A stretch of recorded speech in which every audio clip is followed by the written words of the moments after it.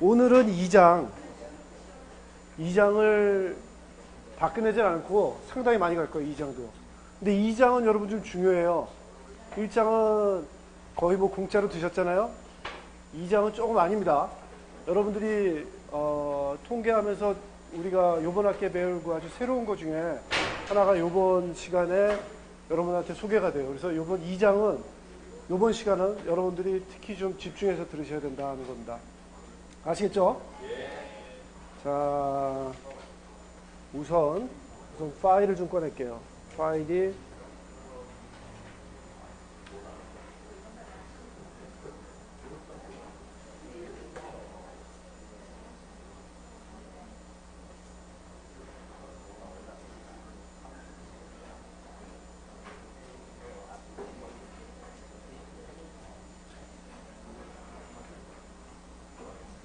자, 여러분 2장에 교과서 44페이지. 오, 진짜 44페이지네요, 여러분. 엄청 나갔어요. 그쵸? 시험 본 거 충분합니다. 이달 말에 시험 보는데 전혀 문제 없을 것 같아요.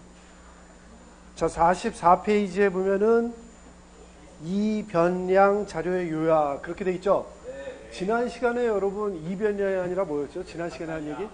단변량 하나만 변하는 거였죠? 그래서 우리가 계속 예를 들었던 게 뭐 있죠? 여러분 중간고사 성적, 그쵸? 한 가지 베리어블밖에 없잖아요. 이변량이라는 거는 그때 우리가 지난 시간에 한 게 한 가지 변수였다면은 이변량이라는 거는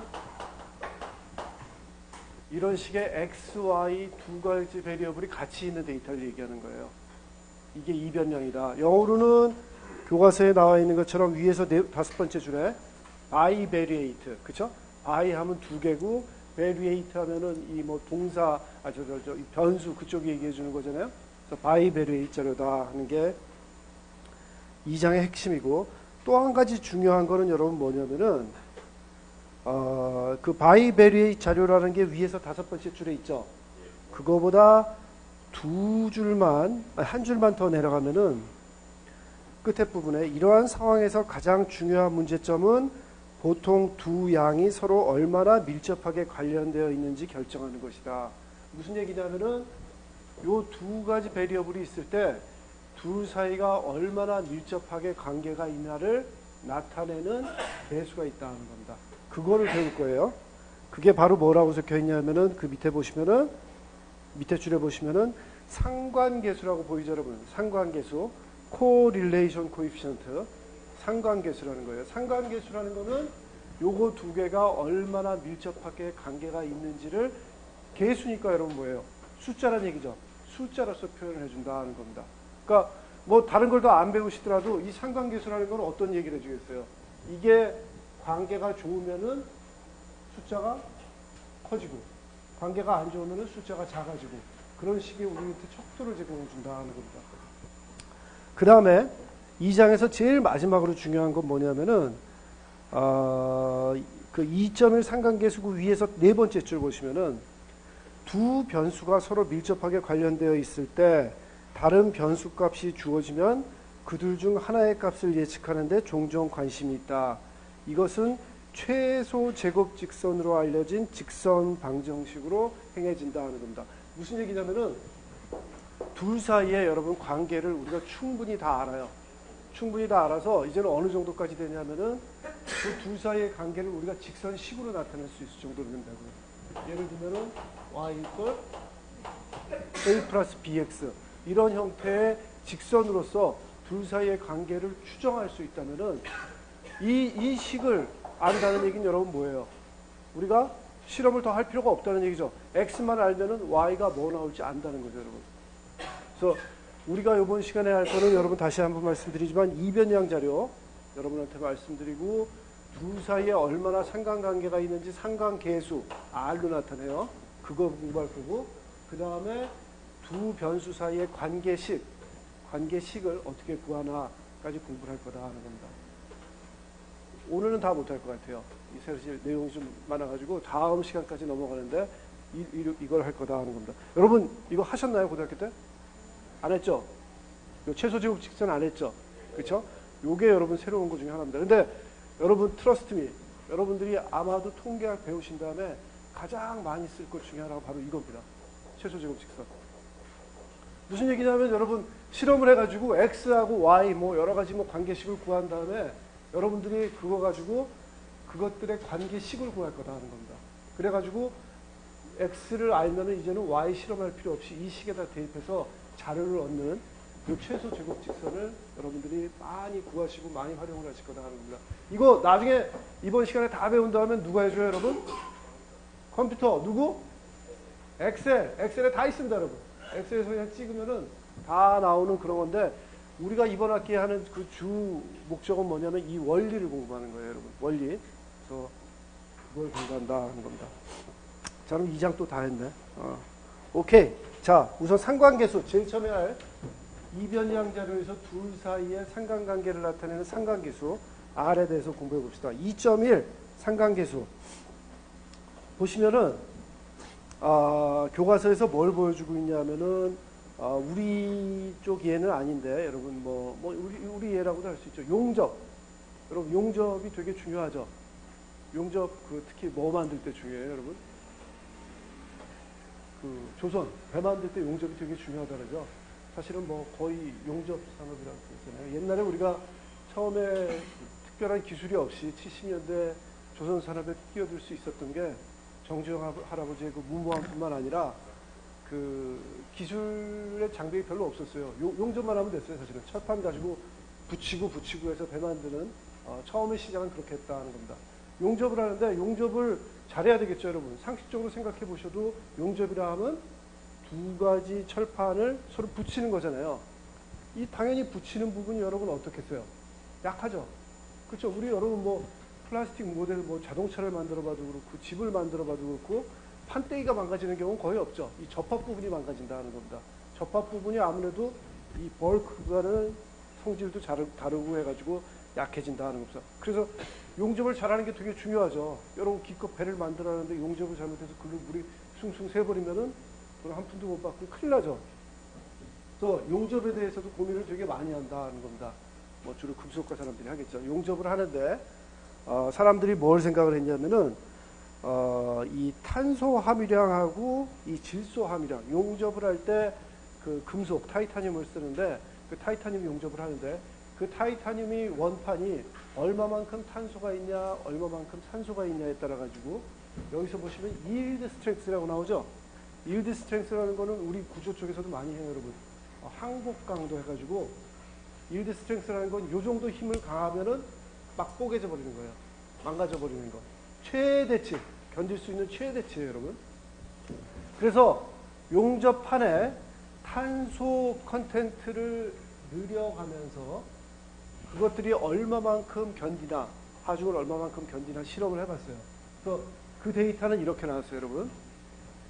그 다음에 두 번째 실험은 뭐냐면은 똑같이 그 항복 강도를 구하는 건 맞아요. 근데 요번에는 뭘 했냐면은 탄소가 아니라 여러분 질소 함유량을 변화시켜가면서 한번 쫙 실험을 해봤어요. 여러분 데이터가 어때요? 자, 일단 이 두 실험 다 여러분 보시면은 베리어블이 몇 개예요? 두 개요. 변수가 두 개죠. 그쵸? 카본 컨텐트가 변수가 되는 경우도 있고 나이트로젠 컨텐트가 변수가 되는 경우도 있고 Y는 똑같이 항복 강도. 그쵸? yield strength 이게 변수 두 변수니까 바이베리엣 이변량 맞죠? 그 다음에 이 데이터를 한번 보세요, 여러분. 뭐 어떤 차이가 있습니까? 경향성이 있죠. 어떤 게? 얘는 경향성이 있죠. 반면에 얘는 어때요? 경향성이 없어요. 그렇죠? 경향성이 없다는 겁니다. 이 실험을 딱 해보시면 여러분 어떤 결과, 어떤 교훈을 얻으세요? 그러니까 사실은 카본, 탄소 함유량은 별로 중요한 게 아니라 우리가 만약에 요 용접의 강도를 높이고 싶으면은 뭐의 함유량을 높여야 되는 거예요? 질소 함유량을 높여야 된다는 거죠, 여러분. 공학적인 결론이 나오죠. 그렇죠? 실험을 이렇게 보면 나온다 하는 겁니다. 자, 이렇게 된다 하는 거, 이렇게 된다 하고 이 상관계수라는 거는 여러분 교과서에서 우선 교과서를 일단 좀 따라 나갈게요. 그래서 이 실험해 가지고 우리가 상관관계가 있다 없다 하는 걸 나타낼 수 있고 여러분 더 나가기 전에 얘를 갑자기 상관계수를 여러분 보고 구하라 그러시면은 상관계수 어떤 게 더 클 것 같아요? 오른쪽 게 더 커야죠, 상식적으로. 그쵸? 그렇게 된다는 겁니다. 쟤는 상관계수가 아주 의미 있는 숫자가 나오면 안 돼요. 상관이 없어 보이잖아요. 그쵸? 상관이 없어 보이니까 상관계수가 안 나올 거고, 이건 상관계수가 아주 잘 나올 거다는 겁니다. 그래서 이 상관계수를 구해보자 하는 겁니다. 이 상관계수는 R로서 얘기를 하고, R로서 얘기하기 전에 우선 이 그래프 한번 더 보죠. 교과서 그림 2.2 그래프인데, 앞에서 보았던 질소 함유량하고 항복 강도의 그래프, 그 데이터에다가 직선을 한번 쫙 그어봤어요. 이 점들을 가장 대표적으로 잘 설명할 수 있는 한 개의 직선을 그리라 그러면 여러분, 당연히 여러분 이렇게 상식적으로 그리시지 않겠어요? 점이 이렇게 있는데 이거를 잘 설명하는 직선이 이거라고 그시는 분, 또 이거라고 그시는 분, 이거라고 그시는 분, 심적으로 아주 큰 그 부담을 느끼고 거야 되죠, 여러분. 그렇죠? 당연히 이 점들을 잘 설명하는 직선은 이렇게 될 거다라는 겁니다. 그렇죠? 그래서 최소 제곱 직선이라는 거는 요것들을 가장 잘 설명하는 직선을 나타내준다는 겁니다. 나중에 여러분들이 뭘 보실 거냐면은 이걸 수학적으로 어떻게 구하나 하는 그 방식을 여러분들이 배우실 거라는 겁니다. 자, 그래서 이제 교과서 46페이지 한번 보세요. 46페이지 보시면은 식 2-2.1이 있죠. 상관계수의 정의를 여러분한테 드렸어요. 정의 한번 보시면은 R equal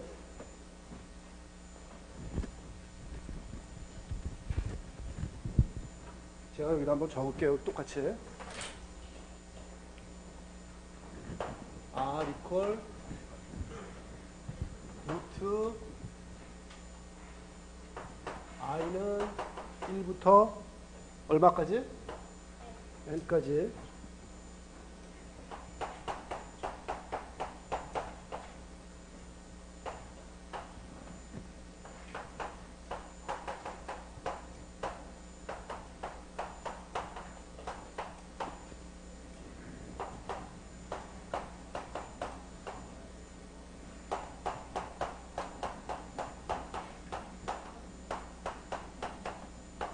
이렇게 된다는 겁니다. 상관계수. 자, 상관계수 R 두 변수가 얼마나 상관이 있냐, 코릴레이트가 돼 있냐 하는 것들을 나타내는 그 계수 R은 이렇게 정의가 된다는 겁니다. 자, 이 식을 딱 보시면은 R은 여러분 어때요?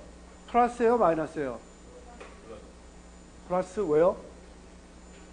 다시 한번 잘 보세요, 여러분. 플러스예요, 마이너스예요? 알 수 없어요. 둘 다 나올 수 있어요, 여러분. 분모는 플러스예요. 그쵸? 분모는 플러스인데 분자는 플러스라는 보장은 없어요.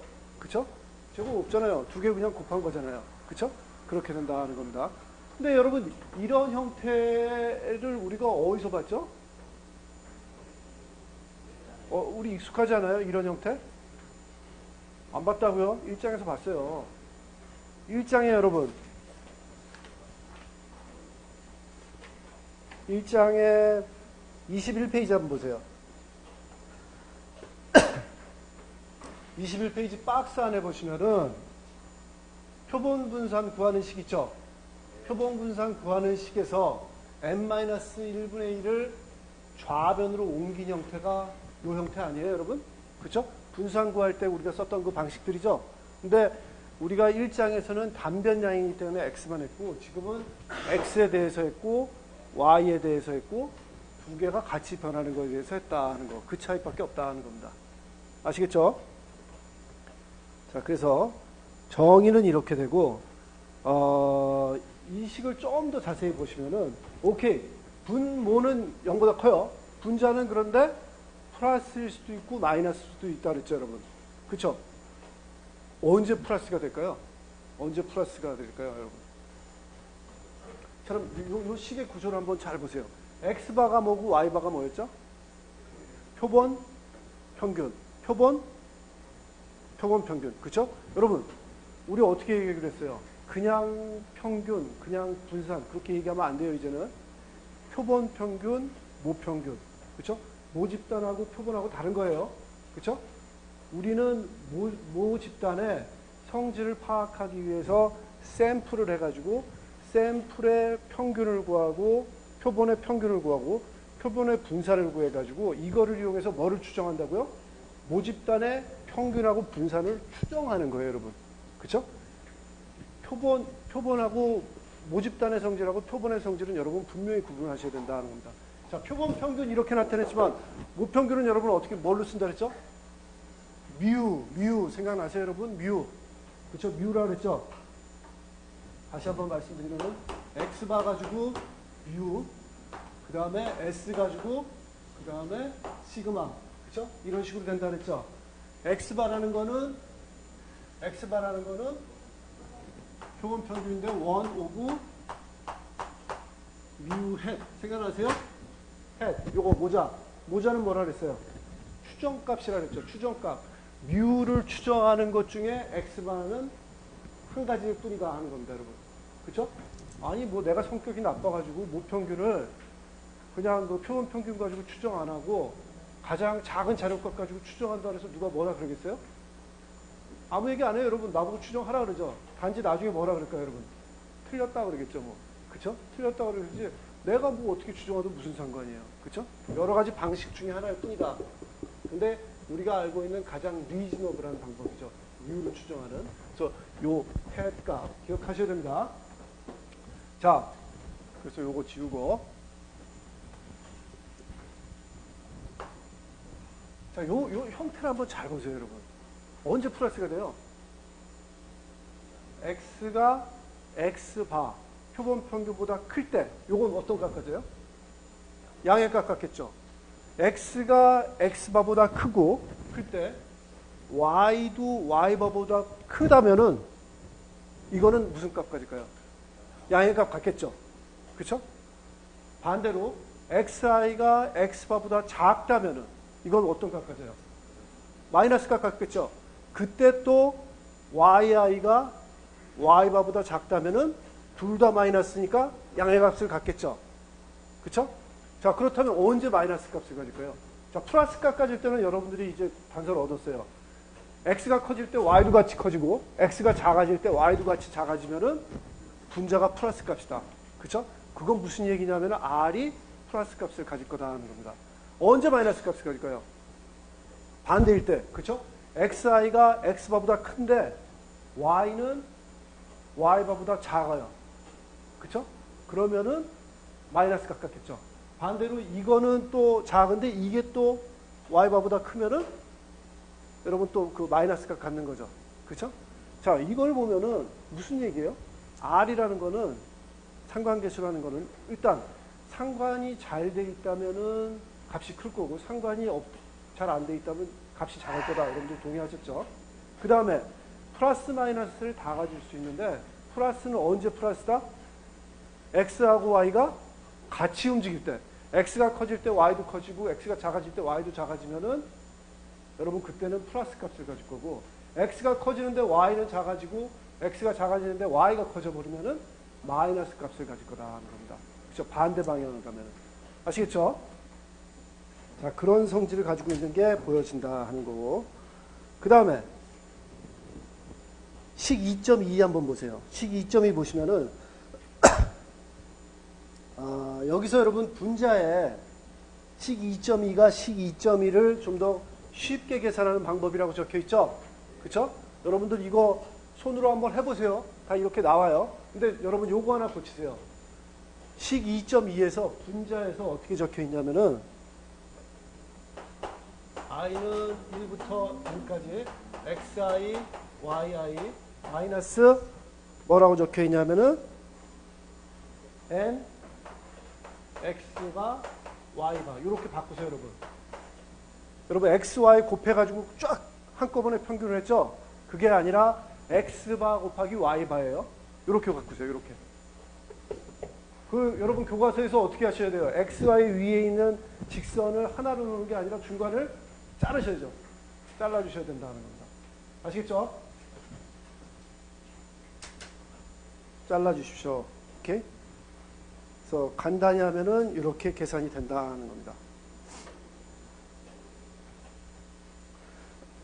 자, 그래서 그 밑에 보시면은 상관계수가 항상 1과 마이너스 1 사이에 있다는 것은 수학적 사실이다. 여러분 이거 여러분들이 증명도 하실 수가 있다는 겁니다. 계산을 해보시면은 상관계수 R은 마이너스 1에서 1 사이의 값을 갖는다는 겁니다. 마이너스 1, 마이너스 0.99, 마이너스 0.1, 0, 0.1, 뭐 0.5, 0.9, 뭐 0.991 그렇게까지 가질 수 있다는 겁니다. 아시겠죠? 제가 좀 더 읽어보면은 상관계수의 양의 값은 최소 제곱 직선이 양의 기울기를 갖는다는 걸 나타내고 이것은 한 변수의 큰 값이 다른 변수의 큰 값과 관련이 있다는 것을 뜻한다. 상관계수의 음의 값은 최소 제곱 직선이 음의 기울기를 갖는다는 걸 나타내고 이것은 한 변수의 큰 값이 다른 변수의 더 작은 값과 관련이 있다는 걸 얘기를 해준다는 겁니다. 자, 예를 들어서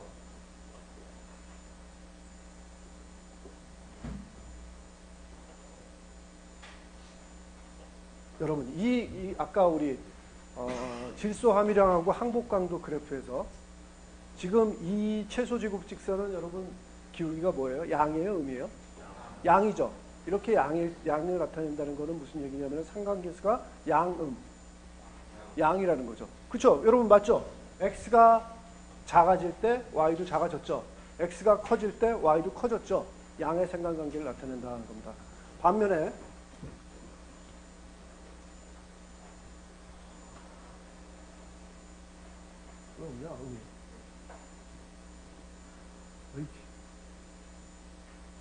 반면에 여러분 내가 무슨 얘기 하려는지 알죠?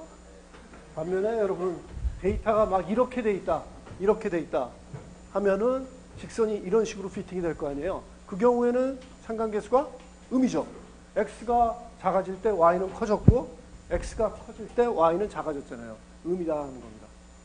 자, 그런 관계를 나타내 준다 하는 거 말씀을 드리고 그 다음에 결론적으로는 어떤 그래프를 가지고 설명을 드릴 수 있냐면은 이거죠. 아까 말씀드린 요 구조를 가만히 생각을 해보면은 요거 둘 다 양이면은 1, 4분면 그쵸? 둘 다 음이면은 3, 4분면에 해당하죠. 서로 그리고 한쪽이 마이너스고 한쪽이 플러스면 2, 4분면, 4, 4분면에 해당하잖아요. 그래서 1, 3분면을 이렇게 지나는 직선 플러스일 때는 이렇게 되고 마이너스일 때는 이렇게 된다 하는 것들을 그림으로써 교과서에서 나타내주고 있는 거다 하는 겁니다. 아시겠죠? 오케이?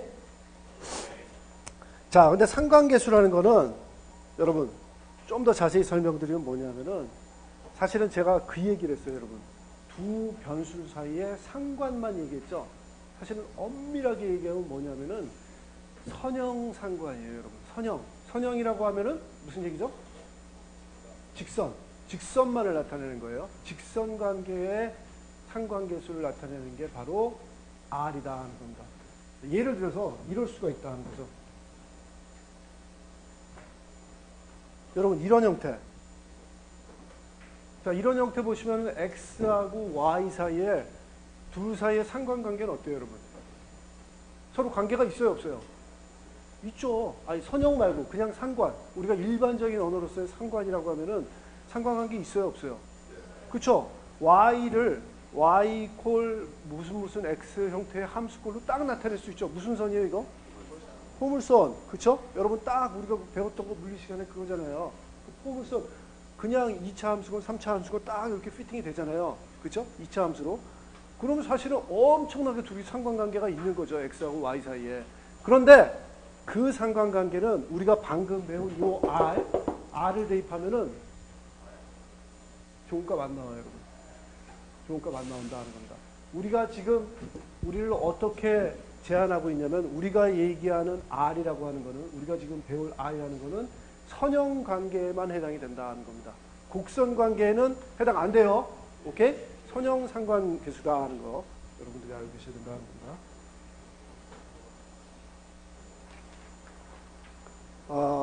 그 다음에 R이 1이면은 여러분 어떨까요? R이 1이면은 R이 1이라는 거는 요 모든 점들이 요 직선 위에 다 있다는 거예요. R이 1이라는 거는. 그런데 또 게다가 요 직선의 기울기가 양이란 얘기죠. 만약에 점들이 이쪽으로 쫙 이렇게 있고 이 모든 점들이 여기 이 직선상에 다 있다면 R은 얼마가 될까요? 마이너스 1, 마이너스 1이다 하는 겁니다. 그리고 이 직선으로부터 멀리 떨어지면 떨어질수록 R의 값은 작아진다. 그죠? 1에서부터 0에 가까워지고 이 경우에는 마이너스 1에서 0에 점점 더 가까워지는 값을 갖는다는 겁니다. 아시겠죠? 그런 형태를 가지고 있다는 거. 상관계수가 그렇게 된다는 거고. 자, 48페이지 가시면은 위에서 네 번째 줄에 타이틀로서 뭐 적혀 있어요? 상관계수는 단위가 있다 없다? 없다. 왜요, 여러분? 이 식 한번 보세요. 단위 있겠어요? 없죠? x하고 y의 곱이죠. 분자. 분모 어때요? x하고 y의 곱 맞죠? 그죠? 똑같이 나오죠. 그래서 상관계수는 단위가 없다 하는 거고. 서머리 보십시오. 중간 부분에 상관계수는 다음과 같은 각 연산하에서 변하지 않는다. 양수로 각 변수에 곱하기, 각 변수의 상수를 더하기, x와 y를 바꾸기 하더라도 이 상관계수는 바꿔지지 않는다 하는 겁니다. 여러분 x하고 y하고 바꾸면 이 식에서 값이 변해요? 하나도 안 변하죠? R값 그대로죠. 자, 그 다음에 첫 번째 케이스 뭐라 그랬어요? 양수로 각 변수에 곱하기. xi에다가 뭐 곱한다는 얘기예요? 예를 들어서 뭐 5, 6 그런 거 다 곱해요. 그 다음에 y에도 뭐 상수 하나 곱해요. 그럼 상관계수가 바뀌어요? 안 바뀌죠, 여러분? 바뀌지 않아요, 여러분? 계산해 보세요. 아래 위에서 다 지워져 가지고 안 바뀐다 하는 겁니다.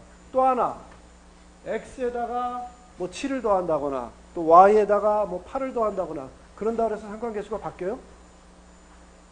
안 바뀌죠. xi 대신에 xi 플러스 a 하면은 x바도 어떻게 돼요?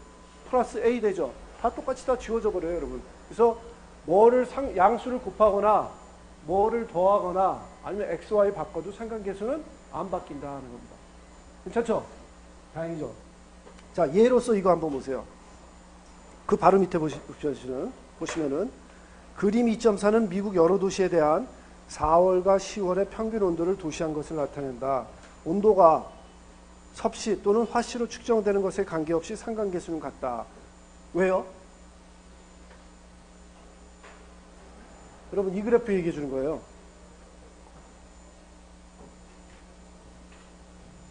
4월하고 10월의 온도, 미국 여러 도시에 그거를 한번 상관관계를 그려봤어요. 근데 어떻게 했냐면은 여기서는 둘 다 화씨 온도, 여기서는 4월은 섭씨, 10월은 화씨. 여기서는 어떻게 됐어요? 화씨, 섭씨. 이렇게 했는데 데이터가 어때요, 여러분? 바뀌어요? 안 바뀌죠? 안 바뀐다는 겁니다. 방금 전에 얘기한 여러분 섭씨 온도를 화씨로 바꾸려면 어떻게 해야 되죠? 네? 그쵸? 1.8 곱하기 섭씨 온도 플러스 32. 그쵸? 상수를, 양의 수를 곱하고 또 양의 수를 더했잖아요. 상관없다는 거죠, 여러분. 변화가 없다는 거. 그대로 다 나타나죠? 그거 나타난다는 거. 여러분들한테 다시 한번 강조해드리고. 48페이지 밑에 보시면은 또 큰 타이틀로서 뭐 적혀 있어요? 상관계수는 단지 선형 관련성만을 측정한다. 아까 말씀드린 겁니다, 여러분. 이거 포물선으로서 완벽하게 상관이 있지만 선형 상관계수 R의 값은 이거 제로다 하는 겁니다. 우리한테 제대로 된 정보를 안 준다 하는 겁니다. 오케이? 그래서 주의하셔야 돼요. R 값, 선형 상관계수가 제대로 안 나왔다 그래서 두 개가 상관이 없는 거다. 그러시면 안 돼요, 여러분. 얘는 완벽한 상관관계가 있는 거예요. 그죠? 단지 선형 상관관계만 없다 하는 거죠. 오케이? 그 상관계수가 0이라는 얘기는 따라서 뭐예요? x하고 y가 선형 상관관계만 아니다 하는 겁니다, 여러분. 그래서 여러분들이 49페이지 밑에서 네 번째 줄, 거기다 밑줄 보세요. 상관계수 0이라는 값은 x와 y가 선형관계가 아니라는 것을 나타내며 거기다 밑줄 걸어놓으세요.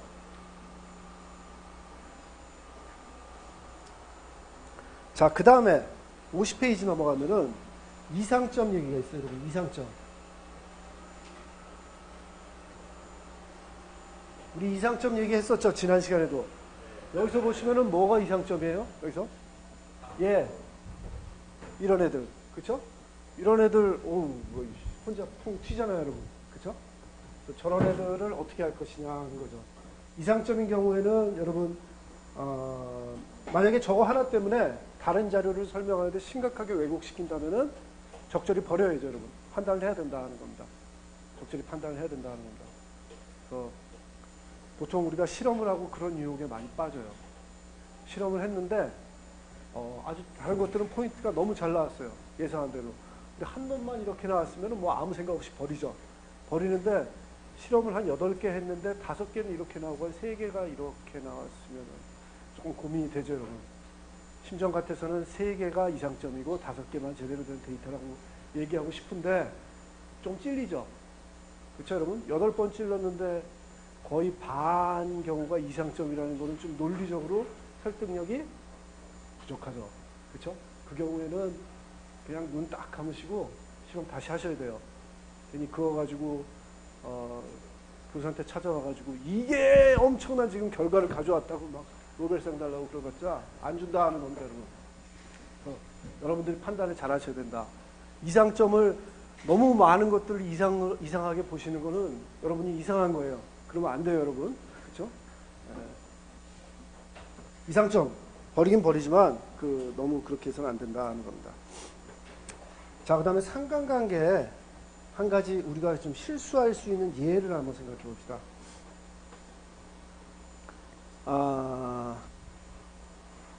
50페이지에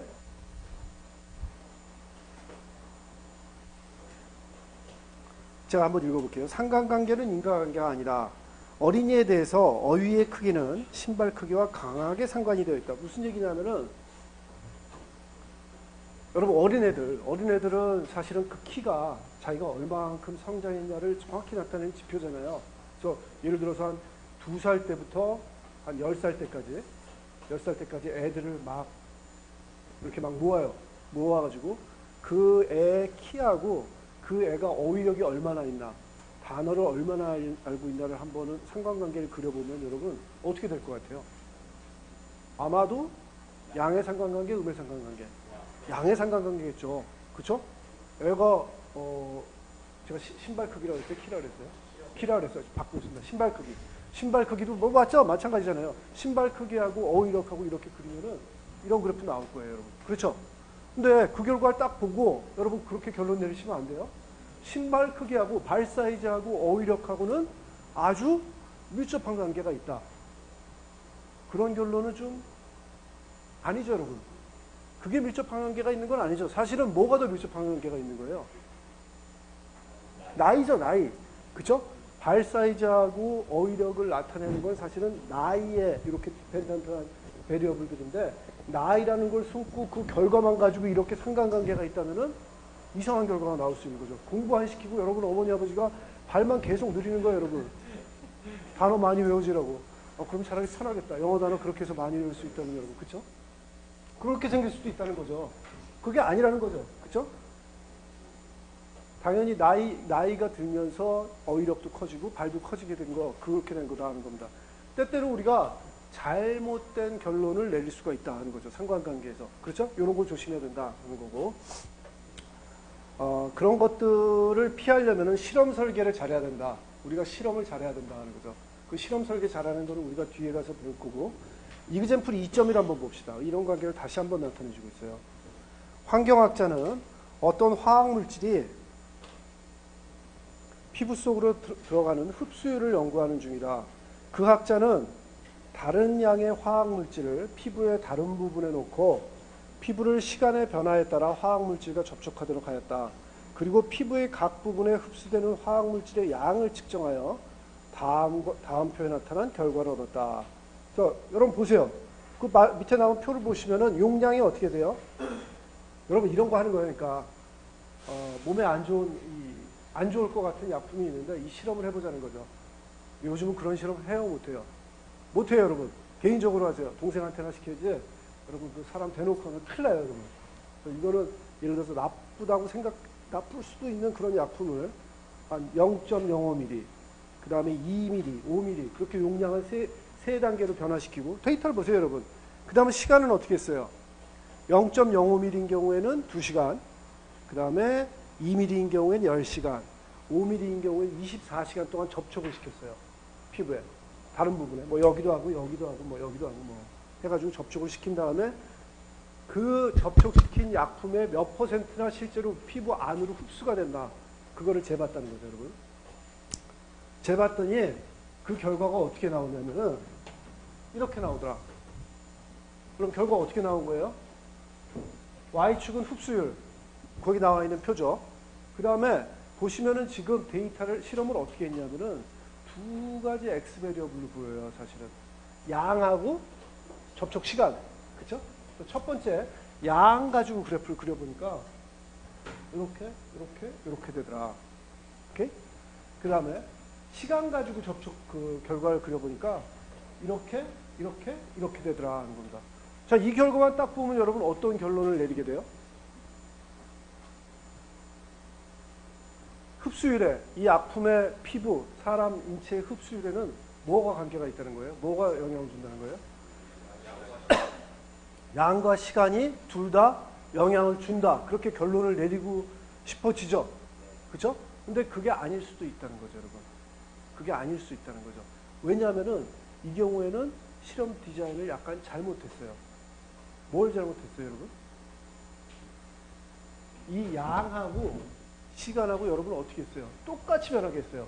양이 적을 때 시간도 적게 주고, 양이 중간일 때 시간도 중간 주고, 양이 많을 때 시간도 많이 줬어요. 그쵸? 혹시 이렇게 되면은 한 가지 배리어블만 실제로 영향을 미치는 건데 다른 놈은 여러분 어떻게 한 거예요? 무임승차한 거죠. 무임승차해가지고 그 무임승차한 놈이 실제로 영향이 있다고 우리가 헷갈릴 수 있도록 그런 식으로 실험을 했다는 거죠. 이걸 좀 더 자세히 이렇게 실험을 하면 안 되고, 잘 실험을 하면 어떻게 했어야 되냐면은, 여러분 52페이지 보세요. 52페이지에 이그젠플 2.2 한번 보세요. 자, 여기서 데이터 그 표 한번 보세요. 어떻게 됐어요? 용량은 0.05, 2, 5 앞에 거하고 똑같아요. 세 단계. 그쵸? 그런데 각 용량별로 시간을 어떻게 했어요, 여러분? 다르게 했죠? 20, 24, 20, 24 이렇게 했죠? 이렇게 실험을 하면은 앞에 이그젠플 2.1에서 실험한 양하고 실험 양은 어때요, 여러분? 같아요. 9세트 실험한 거죠. 9세트 실험했는데 이렇게 실험을 해야 실제로 두 가지 X 사이의 변화량을 우리가 제대로 알 수 있다 하는 겁니다. 그렇게 실험을 해가지고 결과를 얻어보면 여러분 어떻게 되냐면 이렇게 된대요. 어떻게 되냐면은 양 가지고 양을 변화시켰을 때, 양이 증가될 때 얼마나 흡수하냐 하는 그래프하고 시간을 변화시켰을 때 얼마나 흡수하냐 그래프를 그려보면은 이렇게 다르게 나오더라 하는 겁니다. 앞에 같이 했을 때보다. 자, 이 결과를 보면 여러분 결론은 뭐예요? 뭐가 중요해요? 시간이 중요한 거죠. 그쵸? 시간이 실제로 결정하는 베리어블이고, 양은 여러분 어때요? 양은 별 영향 없다는 거죠, 사실은. 시간이 더 중요하다는 거죠. 시간을 늘리면은 약품 흡수율이 더 많아질 거라는 거죠. 그렇죠? 그래서 우리가 상관계수를 구할 때, 상관관계를 구할 때 요런 좀 숨은 데가 있다 하는 겁니다, 여러분. 요런 것들도 주의할 필요가 있다는 거 여러분들이 좀 명심해 주십시오. 오케이? 그래서 실험을 잘해야 된다. 53페이지 보시면은 통제된 실험은 교락의 위험을 줄인다. 이 얘기예요, 여러분. 이렇게 통제된 실험이라는 거는 컨트롤을 잘하고 플랜을 잘한 실험이 결국은 우리한테 잘못된 정보를 얻을 가능성을 줄여준다는 겁니다. 그래서 저도 여러분 우리 대학원생들한테 무슨 얘기를 하냐면은 실험을 아무리 급하다고 곧장 그냥 가서 막 하지 말고 난 빨리 막 끝내야 되겠다고 해서 실험실 가가지고 그냥 생각나는 대로 막 변화시키고 막 하지 말고 계획을 잘 짜라고 항상 얘기해요, 여러분. 계획을 잘 짜면은 나중에 할 수 있는, 나중에 잘못해서 하는 실험의 양을 훨씬 더 줄일 수 있고, 여러분 나중에 해석도 좀 잘할 수가 있다 하는 겁니다. 그래서 모든 일이 그렇지만 계획을 잘 짜고 일어날 수 있는 가능성을 한번 여러분들이 생각을 해보고 그러고 실험을 하셔야 된다 하는 거죠. 그렇죠? 자, 여태까지 괜찮아요? 괜찮죠? 자, 그래서 2.1 상관계수 얘기 끝났어요. 자, 55페이지 최소제곱 직선. 최소제곱 직선을 가자 하는 겁니다.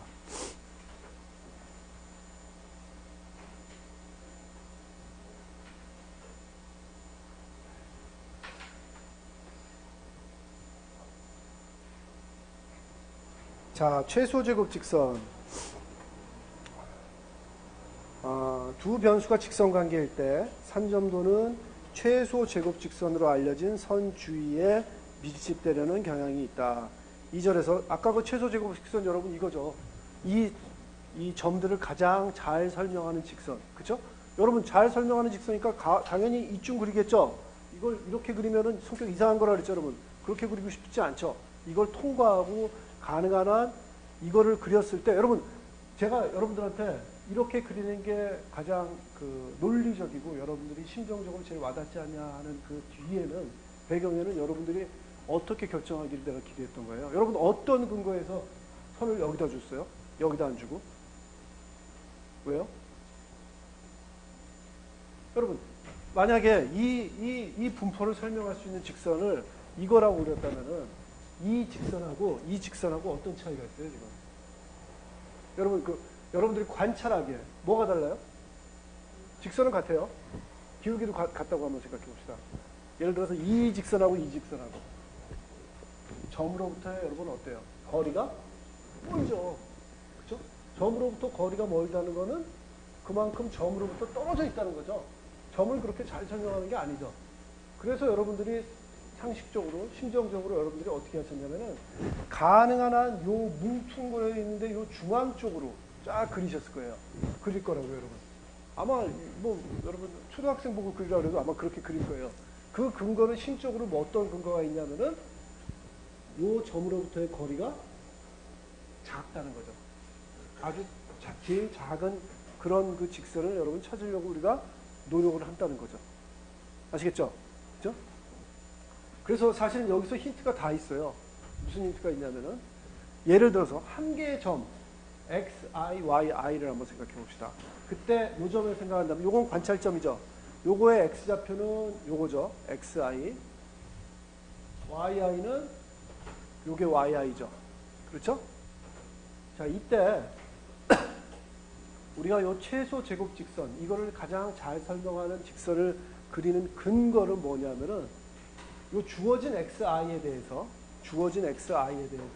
이거는 관찰점이고 이거를 설명하기 위한 직선상의 점이 있을 거다, 좌표가 있을 거다 하는 겁니다. 뭐예요? 일단 x는 같죠? 주어진 xi에 대해서니까 그 직선상에 있는 y점의 좌표를 yi 햇이라고 합시다, 여러분. 뭐예요? 햇? 햇 어디서 배웠죠, 여러분? 햇 어디서 나왔죠? 추정할 때 나온다 그랬죠, 여러분? 그렇죠? 추정값을 나타낸다 그랬죠. 이게 yi의 햇이라면 그럼 무슨 뜻이에요? yi의 추정값이라는 거예요, 여러분. 추정값. 그럼 저보고 그럴 거예요. 장난치나. 이게 좌표 yi인데 yi의 추정값은 무슨 추정값이냐고. 관찰값이 있는데, 그쵸? 무슨 얘기 하시냐고 저보고 그럴 수도 있죠. 좀 헷갈린다 그럴 수도 있어요. 근데 이렇게 생각하세요, 여러분. xi, yi는 관찰값 맞아요. 여기서 얘기하는 추정값이라는 건 뭐냐면은 주어진 x에 대해서 예를 들어서 이게 질소 함량 대 여러분 항복 강도의 그 그래프를 관계를 나타내는 거라면은 요 xi, yi 요 점은 우리가 우연히 샘플했을 때 나온 한 개의 점일 뿐이라는 거죠, 여러분. 무슨 얘기인지 알겠어요? 여러분, 무슨 얘기냐면은 질소 함유량을 xi, 똑같은 xi만큼 해가지고 항복 강도를 다시 한번 실험했을 때 xi, yi 요 점이 나올 확률이 그렇게 많지 않다는 거예요, 여러분. 이거는 우연히 우리가 실험했을 때 나온 값이다 하는 거죠. 우연히 나왔어요, 우연히 나왔다는 거죠. 아마도 다음에 실험하면은 이쯤 나올 수도 있어요. 이쯤 나올 수도 있고, 이쯤 나올 수도 있고, 이쯤 나올 수도 있고, 이쯤 나올 수도 있고, 이쯤 나올 수도 있고, 이쯤 나올 수도 있고. 그렇죠? 실제로는 그렇다 하는 겁니다. 여러분 실험해보세요. 실험해보시면은 똑같이 값 안 나온다 그랬죠? 똑같은 값 안 나와요. 그렇죠? 똑같은 값 안 나오고 이렇게 많이 나왔을 때 어떤 게 실제 참값인지는 우리는 안다 모른다? 몰라요. 실제는 몰라요, 여러분. 몰라요. 모르기 때문에 요 yi 햇이라는 거는 yi의 실제 참값을 추정하기 위한 그 값이다 하는 겁니다. 그 추정하기 위해서 우리가 가지고 있는 베스트 툴이 뭐예요, 지금? 최소 제곱 직선이다 하는 거죠, 여러분. 아시겠죠? 그쵸? 우연히 많이 나오는데 요 점은 yi hat이라는 거는 요거를 실제로 우리가 뭔가 질소 함유량이 xi일 때 실제 항복 강도 값 그거를 우리가 추정하기 위한 툴이다 하는 거죠, 여러분. 자, 한 가지만 더 말씀드릴게요, 여러분. 자, 실험을 요만큼 했을 때 최소 지급 직선이 이렇게 나왔다고 한번 생각해 보세요. 실험을 3배 더 했어요. 3배 더 했어요. 3배 더 하면 여러분 점들이 어떻게 될까요? 많아지겠죠? 많아졌을 때 최소 제곱 직선 그 3배 많은 데이터 가지고 최소 제곱 직선을 구하면은 요거하고 똑같이 나올까요? 안 나오죠? 똑같이 안 나와요, 여러분. 아마도 다른 값을 줄 거예요. 그럼 뭐가 더 우리한테는 더 좀 마음 놓이는 뭘 쓰고 싶어요, 여러분? 3배로 많이 한 거. 그쵸? 실험을 많이 한 거 가지고 여러분 하게 되겠죠? 그때 yi hat은 요 yi hat하고 어때요? 달라요? 같아요? 다르게 나오겠죠, 여러분. 그쵸? 보다 많은 데이터 가지고 추정한 값이 되는 거죠, 여러분.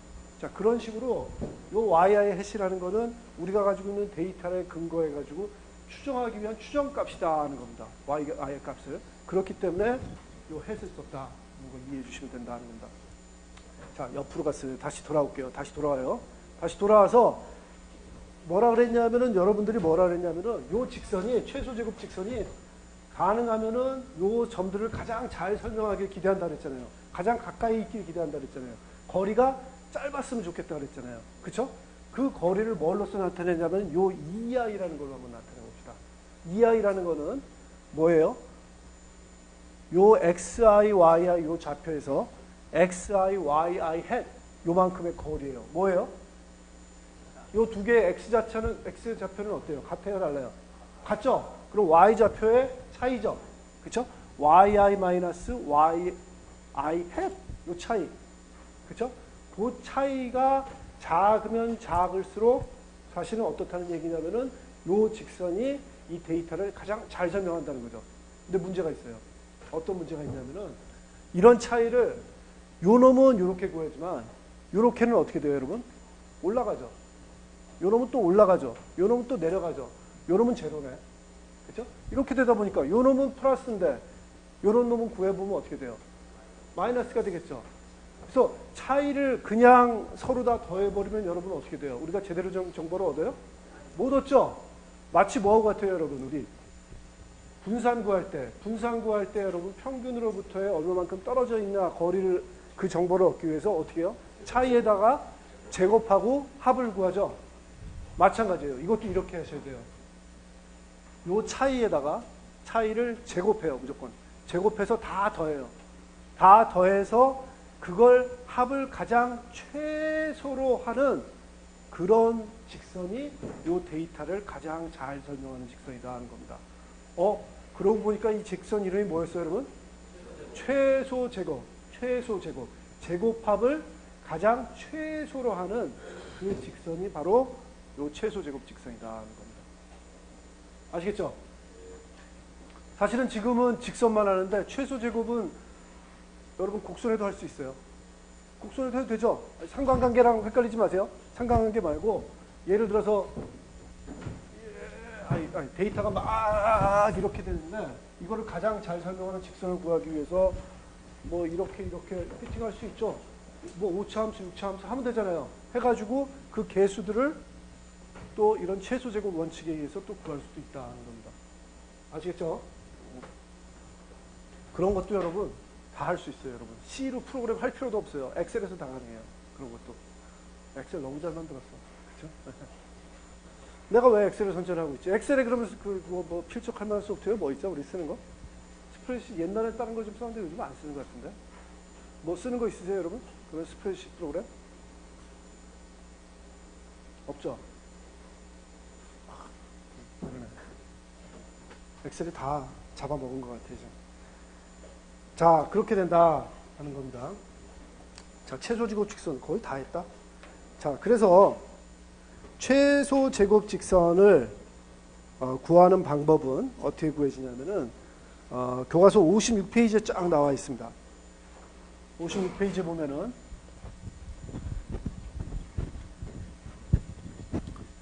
방금 전에 제가 설명한 거 여러분 그걸 말로써 식으로 쓰면은 여러분 저한테 어떻게 했어요? 2i의 제곱 3승. 제곱. 그리고 이게 제곱 합이라 그랬죠? 시그마. i는 1부터 n. 그쵸? 요거를 최소로 하는 그런 직선이 바로 최소제곱 직선이다. 맞죠? 이 원칙 맞죠? 이렇게 된다는 겁니다. 그런데 이거는 어떻게 구해지냐면 여러분 한번 보세요. 56페이지 밑에서 세 번째 줄 한번 보세요. 교과서 보시면 56페이지 밑에서 세 번째 줄. 이 i는 어떻게 적혀 있어요, 여러분? yi 마이너스 yi hat 이렇게 적혀 있죠. 그쵸? 이렇게 적혀 있고 이거는 다시 어떻게 적을 수 있어요? yi 빼기 요거는 뭐예요, 여러분? 직선이죠. 최소 제곱 직선이죠. 그거를 어떻게 썼냐면은 베타 제로 햇 플러스 베타 원 햇 xi 이렇게 적을 수 있다는 겁니다. 괜찮아요? 자, 여기서 베타 제로하고 베타 원은 뭐예요? 최소 제곱 직선의 기울기하고 y 절편이죠. 근데 왜 이 기울기하고 y 절편에 또 햇 해놨죠? 햇 하면 뭐라고요, 여러분? 추정값. 이거의 참값을 안다 그랬어요? 모른다 그랬어요? 몰라요, 여러분. 몰라요. 모르기 때문에 우리가 주어진 데이터 가지고 추정을 하는 추정값으로서 이렇게 표시를 한다는 겁니다. 오케이? 자, 이렇게 되면은 여기다가 따라서 요거를 여기다 대입하면 여러분 어떻게 돼요? yi 마이너스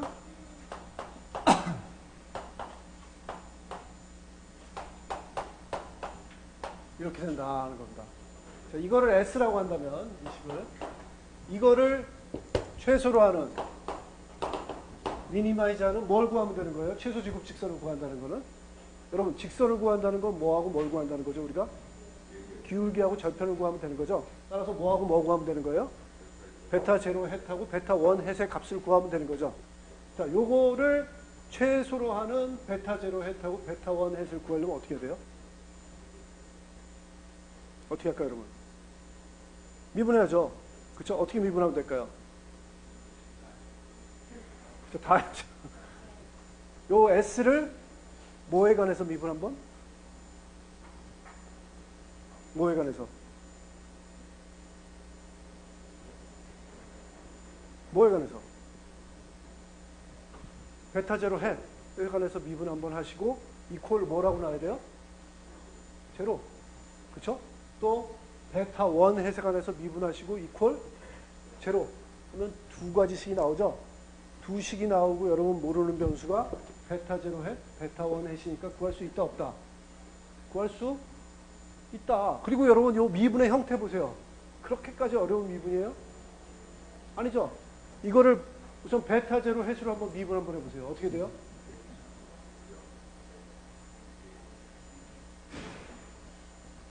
우선 이 2승 앞으로 나오고 그쵸? 이 시그마 그 다음에 뭐도 또 나와야 돼요? 베타 제로의 10 앞에 마이너스 있으니까 마이너스 1 앞으로 나와야 되죠. 그쵸? is equal to 제로죠. 자승 아니고.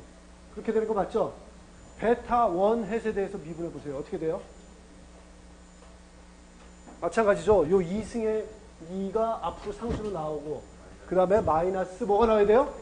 xi가 나와야 되죠. 그쵸? 요게 변수니까 마이너스 xi가 앞으로 나오고 요것도 그대로 쓰고 요거 자승 없고 is equal to 0. 그쵸? 그 다음에 정리해 보세요, 여러분. 정리해 보시면은 결과가 어떻게 나오냐면은 57페이지에 글이 2.6하고 2.7처럼 나온다는 겁니다. 식이. 이렇게 나올까요? 안 나올까요? 안 나와요, 여러분. 2.6이 잘못됐어요. 2.6에 뭐가 잘못됐을 것 같아요? 분모에. 그쵸? M은 뭐니? M은. 그쵸? 한 번도 얘기 안 하다가 M이 왜 나와요? 얘? 왜 이러는지 모르겠어요. 왜 이런 타이포가 있는지. M 확 지워버리세요, 여러분. 오케이? 그래야 이렇게 나옵니다. M 없으면. 네? n? 아니요. 지우세요. n도 하지 마세요. 그냥 1. m 대신 1. 오케이? 자, 이렇게 구하시면은 베타 제로 햇하고 베타 원 햇을 여러분들이 구하실 수가 있다는 겁니다. 자, 여러분을 못 믿는 건 아니지만 이거 해보세요. 네? 미분 하셔가지고 숙제 제일 마지막 거로 어차피 안 냈잖아요. 내가 오늘 내라는 것도 아닌데 뭘 이거 가지고 다음 주 화요일 날 내는데 한 문제 더 하라는 건데 뭘. 오케이, 감사합니다. 자, 여러분들 미분하셔가지고 이렇게 나오는 거를 보여주세요. 마지막 문제로. 아시겠죠? 자, 여러분 이게 왜 중요하냐면은 제가 아까 뭐라 그랬어요, 여러분. 이 최소 제곱으로 이 원칙에 의해 가지고 사실은 직선뿐만 아니라 곡선에도 할 수 있다 그랬죠. 여러분들이 곡선의 식을 뭐 외우고 다니겠어요? 그러지 않을 거 아니에요. 혹시 시험 보실 때, 시험해 드셨을 때 요 최소 제곱 원칙 요것만 생각하시면 돼요. 잔차의 제곱합을 최소로 하는 거. 그때는 여러분 만약에 2차식이라면 요 형태가 뭐가 될까요? 요게 직선 형태가 아니라 베타 제로 햇 마이너스 베타 원 xi 마이너스 베타 2 햇 x 제곱 되겠죠? xi의 제곱. 그렇게 하셔가지고 똑같이 미분해 보시면 돼요, 여러분. 그때 미분해 보시면은 여러분들이 다 구하실 수가 있다는 겁니다. 그때는 미분 몇 번 해야 돼요? 3번. 베타 제로, 베타 원, 베타 2. 각각에 대해서 미분하셔가지고 각각의 식을 여러분들이 손으로 구하실 수가 있다는 겁니다. 미분 어려울 것 같아요? 안 어려울 것 같아요? 안 어려워요, 여러분. 안 어려워요. 쉬운 미분이에요. 그래서 여러분들이 원칙 최소 제곱 요 말만 기억하고 계시면은 계산하는 방법은 여러분들이 요번 숙제 한 번만 해보시면 다 몸에 들어온다는 겁니다. 그러니까 아직 거 시험에 한번 내버릴까? 나중에 낼게요. 나중에 낼 거예요. 이번에 안 낼게요. 좋죠, 여러분? 여러분 상당히 스트롱해졌습니다. 통계학 강의 2번 만에 최소 제곱식을 여러분들이 다 구하실 수 있는 방법을 드렸습니다. 이 교과서가 약간 특징이 있어요, 여러분. 제가 이 통계학 강의를 한 10년 넘게 했다 그랬죠. 책을 한 5번 이상 바꿨어요. 내가 지겨워서. 내가 성격이 나빠가지고 난 똑같은 책을 자꾸 하면 내가 싫어요. 내가 자꾸 똑같은 얘기를 하는 것 같아서. 근데 이 책만큼 최소 제곱 이 직선 공식이 빨리 나오는 책이 없어요. 왜 빨리 했는지 모르겠어요. 근데 하여튼 빨리 나와요, 여러분. 그래서 저는 좋은 게 뭐냐면 여러분들한테 곧장 빡 때려가지고 첫 번째 달에 시험 볼 게 생겼다는 거죠.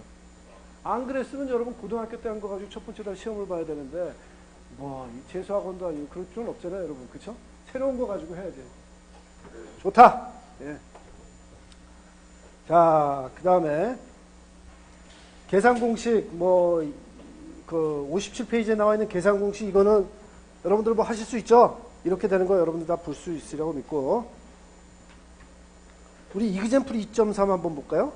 이그젠플 2.3 한번 보시면은 아까 이거예요. 용접. 그쵸, 여러분? 질소 함량하고 그 다음에 항복 강도 이거를 실제로 요 데이터 값 숫자가 다 앞에 이그젠플 2.1에 있거든요. 그거 다 가져다가 요 식에 넣어가지고 최소 제곱식 한번 구해보라는 거예요.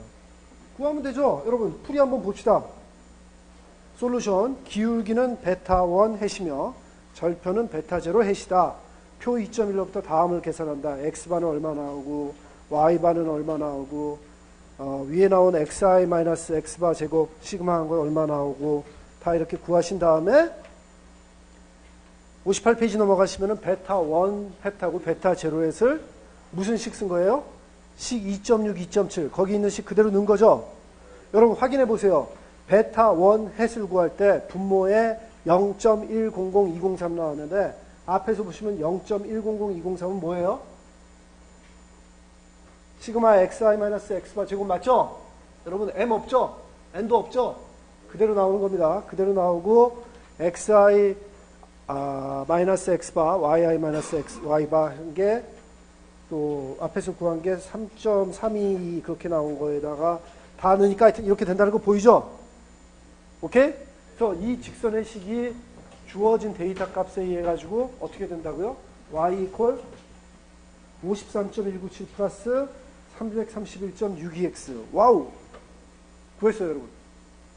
구할 수 있어요, 여러분. 이제 구하실 수가 있다는 겁니다. 괜찮죠? 네. 이거 근데 위에 거 331.6인데 왜 아래 거 331.6이지? 어디요? 아, 6261. 그러네요. 중간에가 62, 제일 위에서는 62였다가, 베타 제로에서는 또 62를 썼다가, 그쵸? 잘못했어요. 62로 합시다, 그냥. 예. 어디냐고요? 58페이지 위에서 세 번째, 베타 제로 헷. 베타 제로 헷 이퀄 63.79 마이너스 331.61이잖아요. 그 아래 위에 보시면 331.62예요, 다. 개만 61 썼어요. 여러분, 이 부분 제가 번역 안 했어요. 제가 번역했으면 이런 일이 없죠. 잘했죠, 제가. 짜증이 나는 거죠. 이렇게 다른 사람들하고 하니까 이 수준차가 나가지고. 자, 이렇게 여러분 최소 제곱 직선을 구하시면은 뭐가 좋냐면은 이그젬플 2.4 한번 보세요. 58페이지 밑에. 용접 자료를 이용하여 용접 질소의 함유량이 0.05%에 대한 항복 강도를 예측하시오. 우리 딱 이럴 때 써먹는 거예요. 우리가 미리 실험에 그거 가지고 최소 제곱 직선을 구해 놓으면은 x 값이 0.05일 때 이제 따로 실험할 필요가 없는 거죠. 따로 실험할 필요가 없는 거죠. 따로 실험해봤자 한 번에 이상한 결과가 나올 수가 있거든요. 그게 아니라 기존의 데이터 가지고 가장 잘 설명하는 최소 제곱 직선 만드신 거 있잖아요. 거기다가 그대로 대입하면 되는 거죠. x 대신에 0.05 넣고 331.622 그쵸? 1이 아니라 2 넣으시고 계산하셔가지고 69.78 이렇게 나온다 하는 겁니다. 최소 제곱 직선이 이렇게 우리한테 유용하다 하는 겁니다. 마찬가지로 이그젬플 2.5에서도 그런 거 보여주시고. 자, 서머리. 예. 예. 예? 어디요?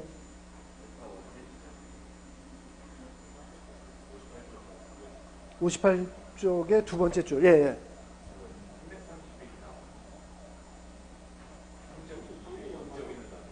그러네. 이게 내가 했어야 되는데. 이게 왜 이렇게 될까요, 여러분?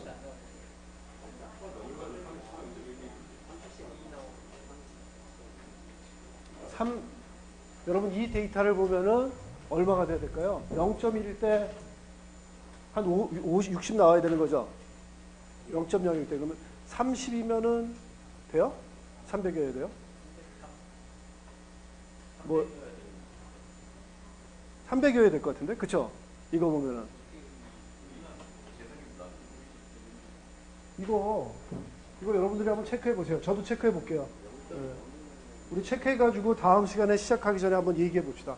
이렇게? 예. 계산하는 방식에 대해서 의심이 가는 건 아니죠, 여러분. 어딘가에 지금 계산이 잘못된 거죠. 근데 이 데이터를 봐서는 30은 아닌 것 같아요. 300은 돼야 돼요. 그쵸? 100 이상 커져야 되니까 한번 체크해 봅시다. 뭔가 잘못됐네. 그래서 여러분 서머리 여러분들이 한번 읽어보시고 다음 시간에 저는 뭐부터 시작할 거냐면은 61페이지 2.3 최소 지급 직선의 특징과 한계 글로 넘어간다 하는 겁니다. 좋습니까? 네. 수고하셨습니다. 고맙습니다. 네.